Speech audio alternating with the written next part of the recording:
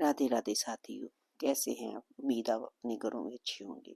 आज का जो प्रसंग कहने जा रही हूँ रामदास चमार का है। दक्षिण भारत में गोदावरी के पवित्र किनारे पर कनकावती नगरी थी। वहाँ रामदास नाम के एक भगवत भक्त रहते थे। वे जाति के चमार थे। घर में मूली नाम की पतिव्रता पत्नी थी और एक सुशील बालक था। स्त्री पुरुष मिलकर जूते बनाते थे। रामदास उन्हें बाजार में बेच आते। इस प्रकार अपनी मजदूरी के पवित्र धन से वह जीवन निर्वाह करते थे। तीन प्राणियों का पेट भरने पर जो पैसे बचते वह अतिथि अभ्यागतों की सेवा में लग जाते या दीन दुखियों को बांट दिए जाते। संग्रह करना इन भक्त दंपति ने सीखा ही नहीं था। रामदास घर में कीर्तन किया करते थे। जूता बनाते बनाते भी वह भगवान नाम लिया करते थे। कहीं कथा कीर्तन का पास पड़ोस में समाचार मिलता तो वहां गए बिना नहीं रहते थे। उन्होंने कीर्तन में सुना था, हरि में जैसो तैसो तैरो। ये ध्वनि उनके हृदय में बस गई थी। इसे बार बार गाते हुए वह प्रेम विहल हो जाया करते। अपने को भगवान दास समझकर वे सदा आनंद मंग रहते थे। एक बार एक चोर को चोरी के माल के साथ शालग्राम जी एक सुंदर मूर्ति मिली। उसे उस मूर्ति से कोई काम तो था नहीं। उसने सोचा, मेरे जूते टूट गए हैं, इस पत्थर के बदले इस जोड़ी नए जूते मिल जाएं तो ठीक रहे। वह रामदास के घर आया। पत्थर रामदास को देकर कहने लगा, देखो तुम्हारे औजार घिसने योग्य कितना सुंदर पत्थर लाया हूँ। मुझे इसके बदले एक जोड़ी जूते दे दो। रामदास उस समय अपनी धुन में थे। उन्हें ब्रह्म ज्ञान नहीं था। ग्राहक आया, देख अभ्यासवश एक जोड़ी जूता उठाकर उसके सामने रख दिया। चोर जूता पहनकर चला गया। मूल्य मांगने की याद ही रामदास नहीं आई। इस प्रकार शालग्राम अपने भक्त के घर पहुंच गए। रामदास अब उन पर औजार घिसने लगा। एक दिन उधर से एक ब्राह्मण देवता निकले। उन्होंने देखा कि ये चमार दोनों पैरों के बीच शालग्राम जी की सुंदर मूर्ति दबाकर उस पर औजार घिस रहा है। ब्राह्मण को दुख हुआ। ये देखकर वे आकर कहने लगे, भाई मैं तुमसे एक वस्तु मांगने आया हूँ। ब्राह्मण की इच्छा पूरी करने से तुम्हें पुण्य होगा। तुम्हारा ये पत्थर मुझे बहुत सुंदर लगता है, तुम इसको मुझे दे दो। इसे ना पाने से मुझे बड़ा दुख होगा।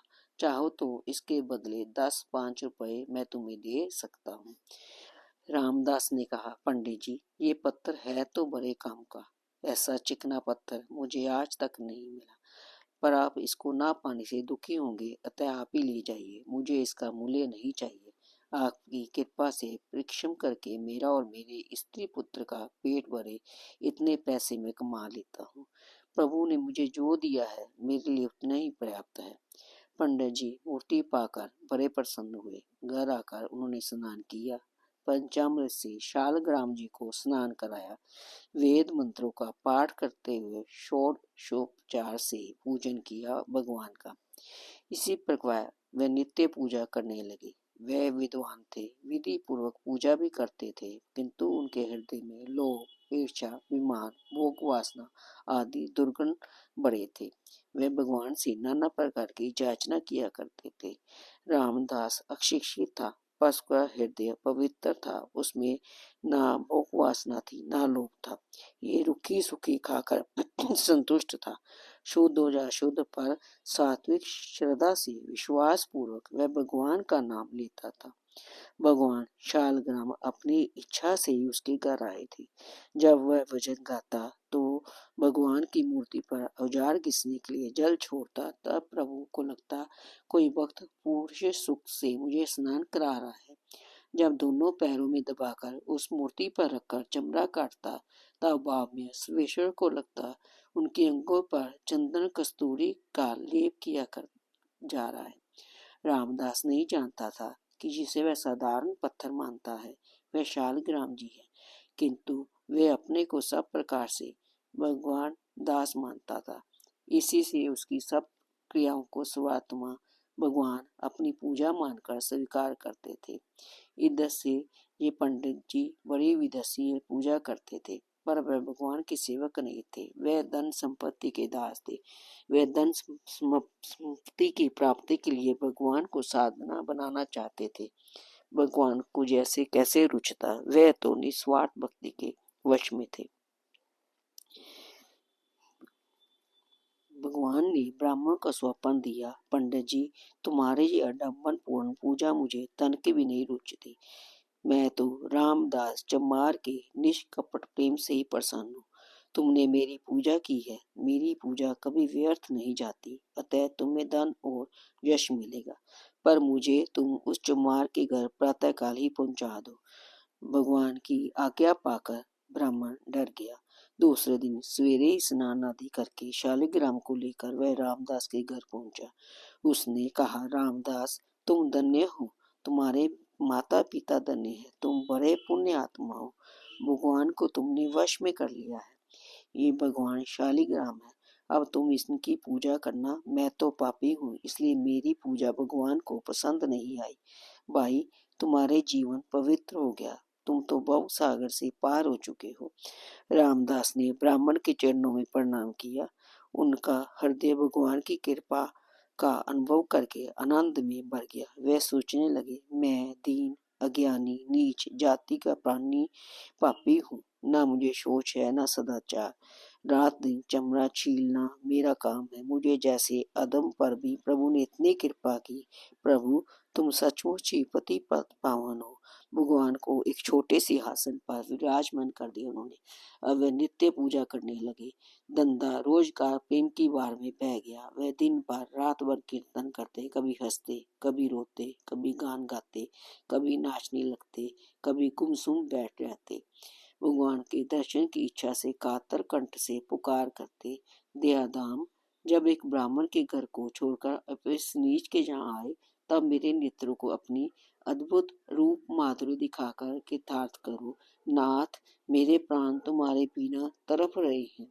रामदास की व्यथित पुकार सुनकर भगवान एक ब्राह्मण का रूप धारण कर उनके यहाँ पधारे।